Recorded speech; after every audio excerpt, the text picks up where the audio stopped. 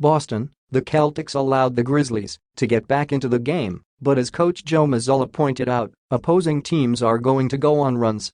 But the C's didn't falter from there as they pulled away for the 119-109 win over the Grizzlies on Sunday at TD Garden. While the Celtics were careless early with 6 turnovers, they pulled away in a 35-20 second quarter that gave them the halftime lead. But the Grizzlies stormed back to tie the game on a 15-2 run to open the third quarter.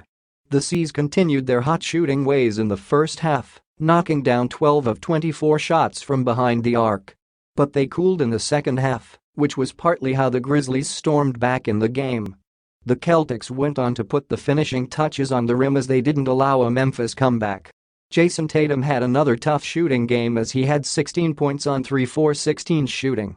Derek White wasn't red hot from 3 like last game, but his 23 points and 10 assists were huge. Sam Hauser had 20 points as his threes keep going in. 7 different Celtics finished in double-figure scoring. Ja Morant led the Grizzlies with 25 points, 7 assists and 6 rebounds.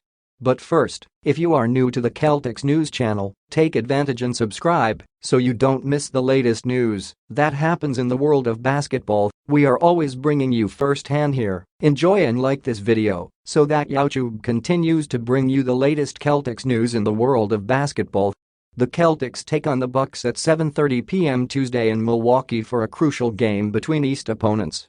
Here are 4 takeaways from Boston's win over Memphis. Playing short.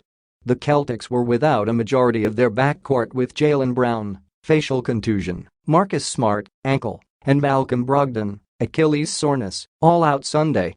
That meant C's coach Joe Mazzulla adjusted as he shook up his rotation. It was a marquee game Sunday, but the C's were realistically short-handed.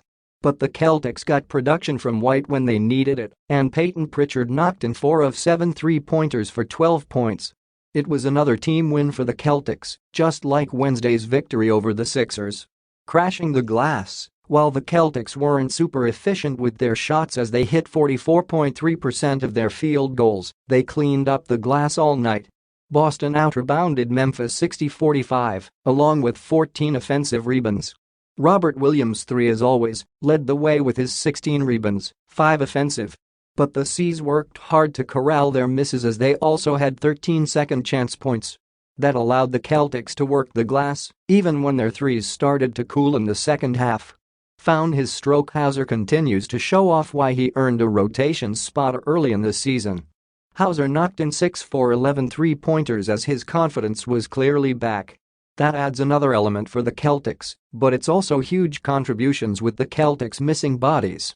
Going forward, if Hauser can absorb some of Tatum's minutes to give him a rest, that'll be another boost for Boston. 2 more. The Celtics have just 2 more games until the All-Star break, and it's oftentimes a stretch where teams are lackadaisical. But the C's take on the Bucks on Tuesday in a battle between the 2 best teams in the East. They also face the Pistons on Wednesday, who snapped a long C's win streak right before the break last season. Boston has held onto the top seed in the East for most of the season. But with the Bucks right behind them in the standings, the C's will need to finish strong to secure the top spot.